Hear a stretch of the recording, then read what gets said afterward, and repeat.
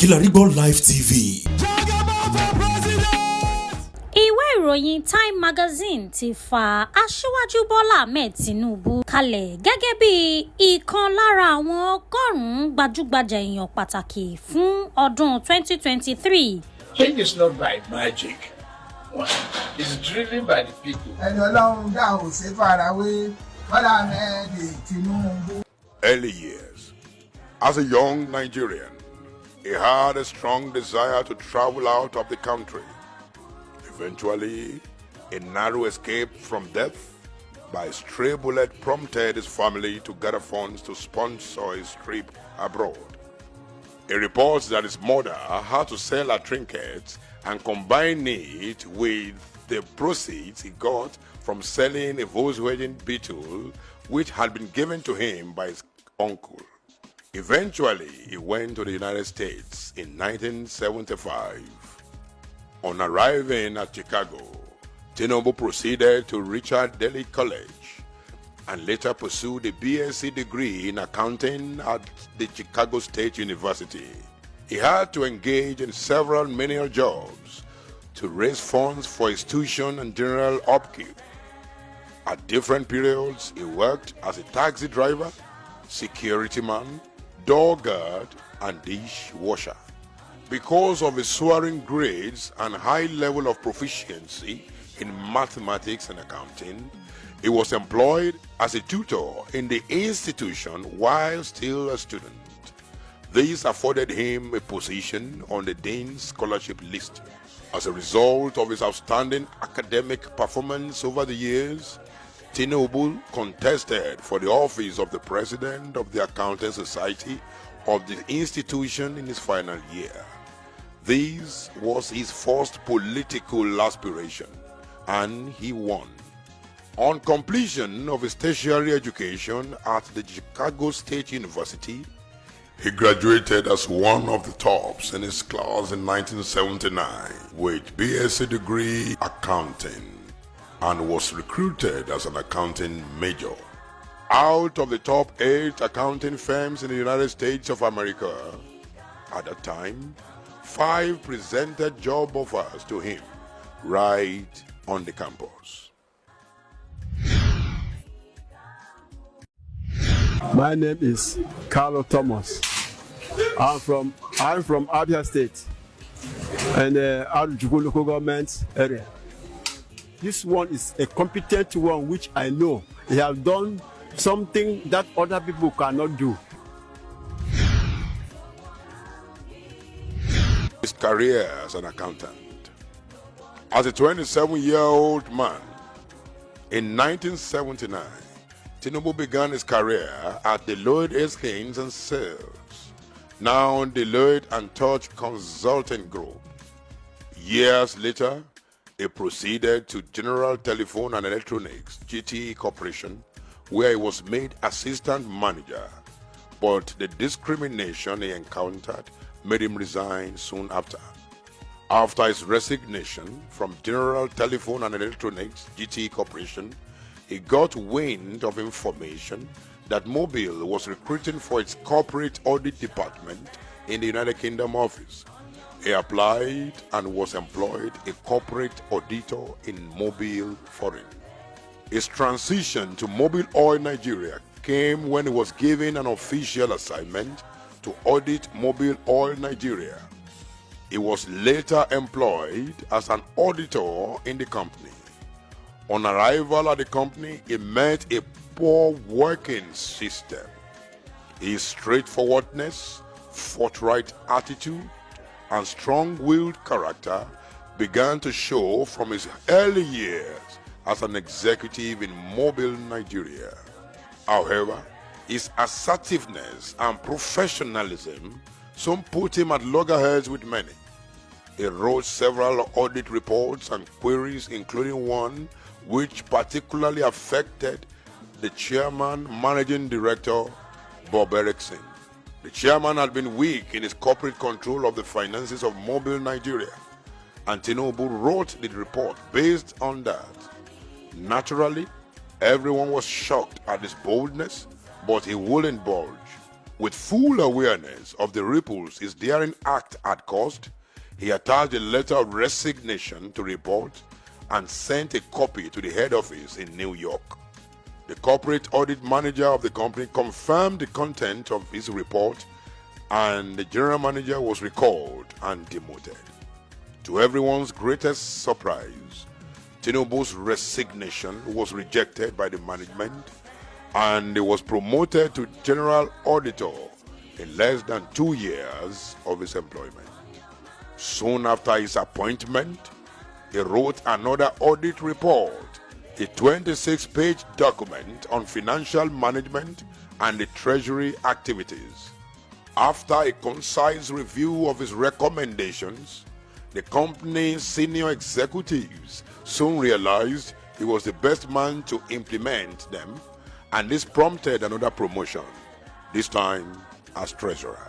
He was given free rein to implement his recommendations and work on the financial restructuring in Mobile so as to accommodate the new challenges posed by the Structural Adjustment Program, SAP, which was introduced by General Ibrahim Babangida, the then military head of state. As part of the strategic necessities, Tinubu sacked everyone in the Treasury Department except the stenographer and employed able hands who could help in the restructuring which Mobile Nigeria desperately needed then. As a result, Tinubu was able to build a strong team which achieved his progressive vision for Mobile Nigeria. This is consistent with Ken Blackard's stance that the greatest leaders mobilize others by coalescing people around a shared vision.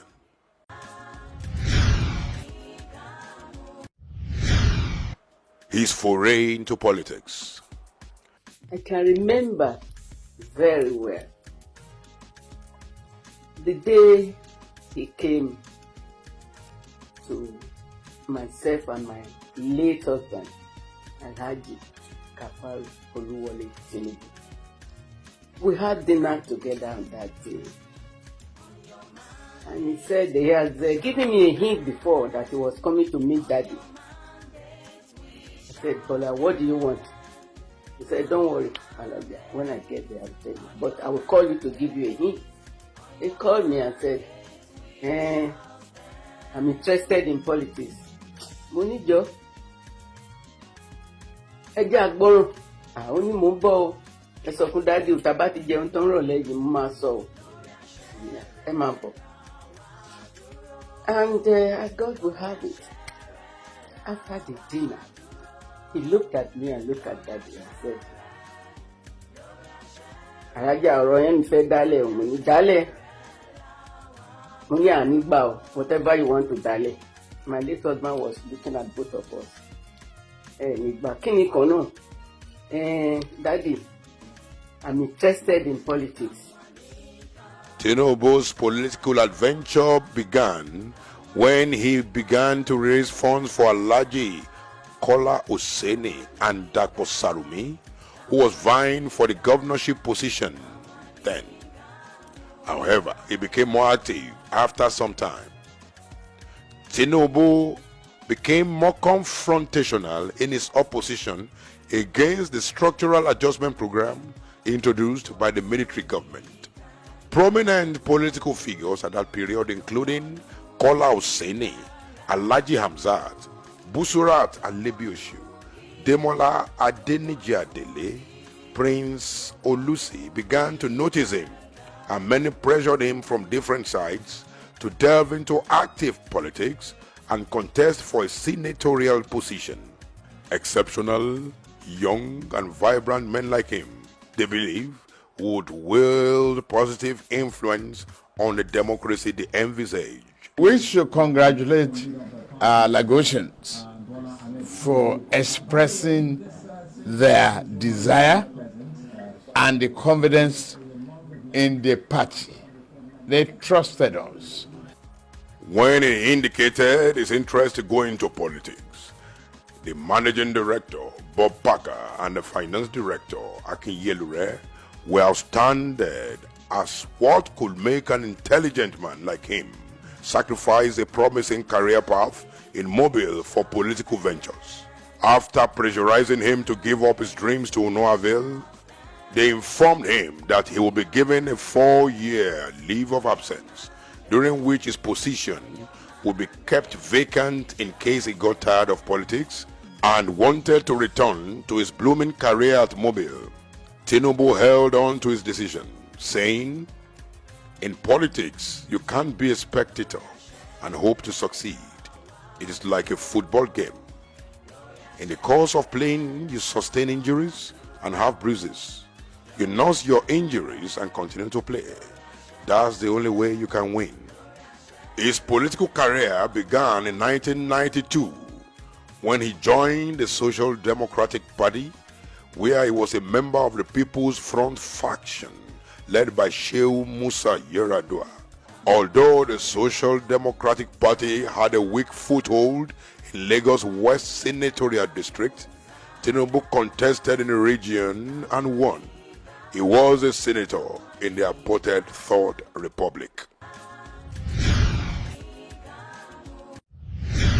Bọ́lá Ahmed Tinubu nígbà tí ó jẹ́ gómìnà ìlú Èkó, ó pèsè ilé tí ó dára fún ará ìlú Èkó, ó pèsè ọ̀nà tí ó dára kí omi tó yàrá yòlò fún ará ìlú Èkó.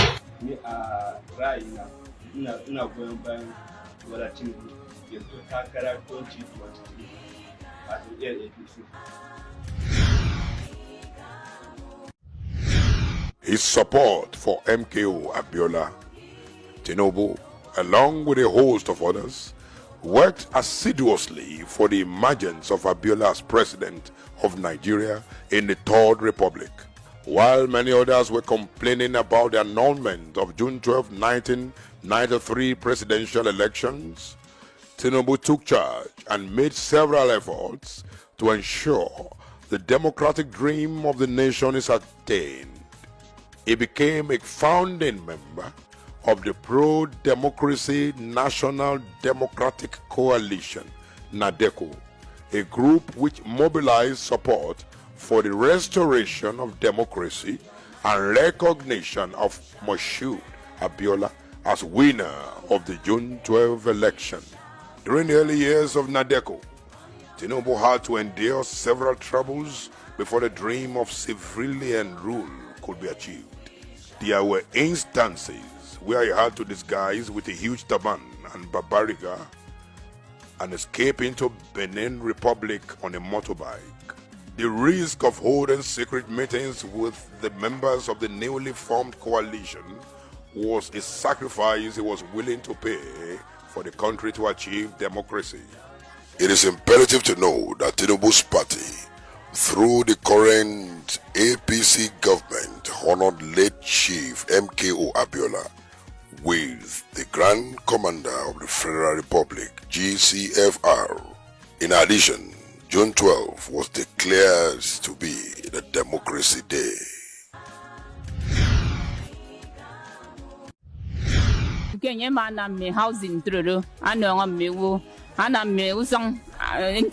We have seen what he can do, what he did in Lagos, what he did for the people of Lagos. He has just said it, about the market women, about the children and so on.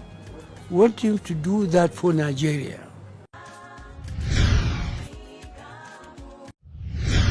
Tinubu was governor of Lagos State.